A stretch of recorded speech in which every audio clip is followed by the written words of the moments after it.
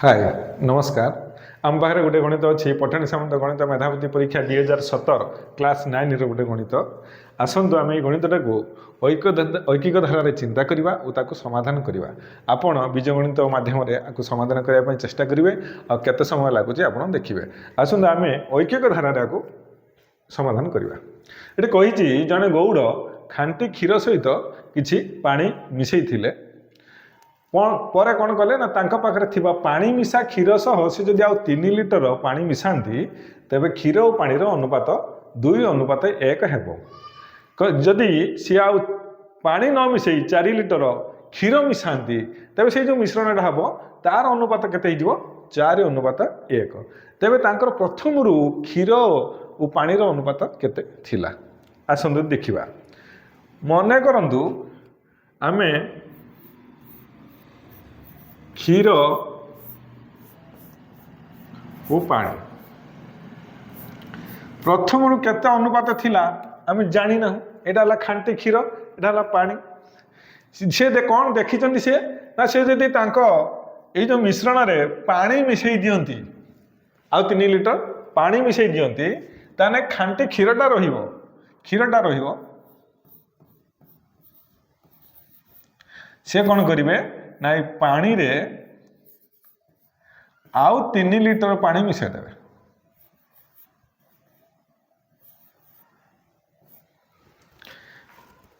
से जो मिश्रणटा अच्छी से कौन करिवे ना पानी रे आउ 3 लिटर मिसई देवे पानी ताने तांकर से जो मिश्रणटा हबो तार अनुपात केते हबो ना 2:1।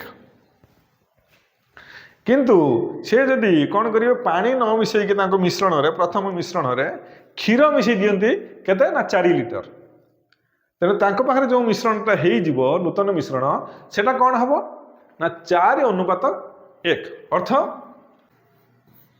क्षीर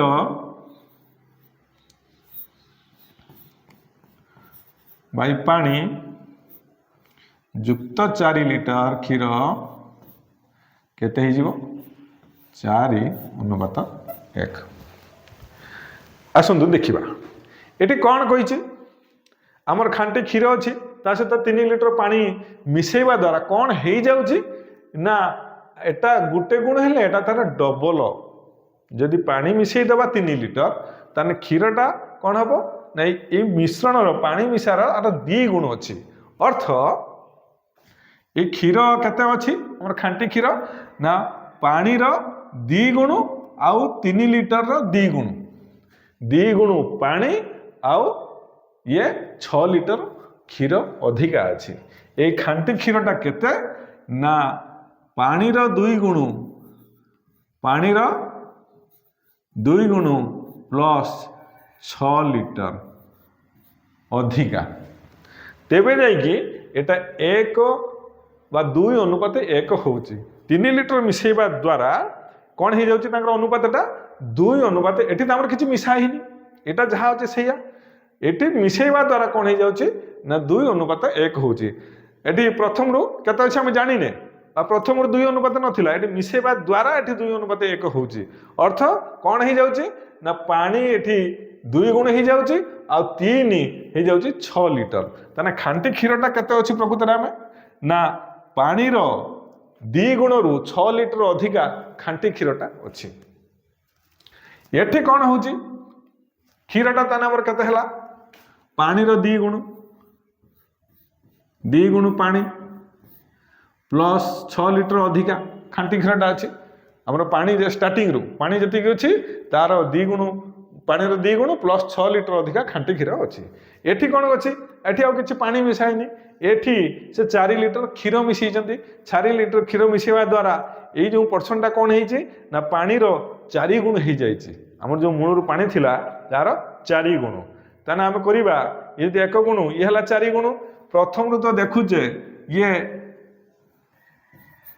2 गुण पानी आउ 6 लिटर अधिका प्लस 4 लिटर मिसई देले ताने एटा केते ही जीवो 10 लिटर अधिका माने 2 गुण पानी प्लस 10 लिटर अधिका ही गला मिसेଇବା द्वारा अर्थ ये गुटे गुण हेले ये टोटाल केते एटा हमरो 4 गुण पानी रो 4 गुण କାହାର ଏ ପାଣିର 4 ଗୁଣ ଏଇ ମିଶ୍ରଣଟା। ତାହେଲେ ଏଠି ଦି ଗୁଣ ଅଛି, ପାଣିର 2 ଗୁଣ ପ୍ରଥମେ ଥିଲା, ତାହେଲେ ଏଇ ଦୁଇଟା ହେଉଛି ମିଶିକି କ'ଣ